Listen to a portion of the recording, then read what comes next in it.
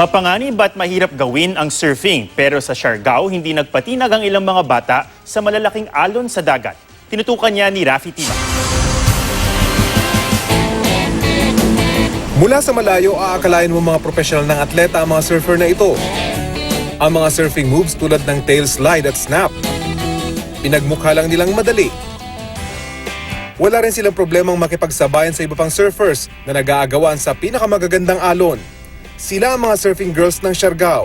Si Pinky, 14 years old lang at nahawa raw sa pagkahilig sa surfing ng kanyang ama. Champion din po siya, marunong din po siya mag-surf. Kaya ka nainganyo. Opo. Nakaka-addict ba? Nakaka-addict. Pero hindi may kakaila ang panganib ng larong ito. Si Susan, panghabang buhay ng may marka sa binti matapos itong tamaan ng fins ng kanyang surfboard. Nakita ko to kasi nakita ko yung bone na.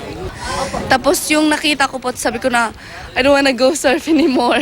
Like, natatakot na talaga ako. Dahil hindi pa gaanong popular ang surfing para sa mga kababaihan sa bansa, wala pa raw kategorya sa ladies division ng kompetisyon. Kaya kapag may tournament, kalaban nila ang mga mas nakatatanda at professional ng surfers. For example, si Nelby po yung na first, tapos kami po yung third, fourth, ganun po. Hindi nyo pa sila natatalo. Hindi pa po. Sa pagtitraining, kasama ang isa sa pinakabatang lalaking champion sa surfing sa lugar na 9 na taong gulang lang.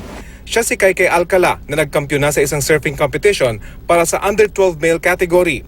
3 taong gulang pa lang daw siya nang matutong mag-surf. That's the first time.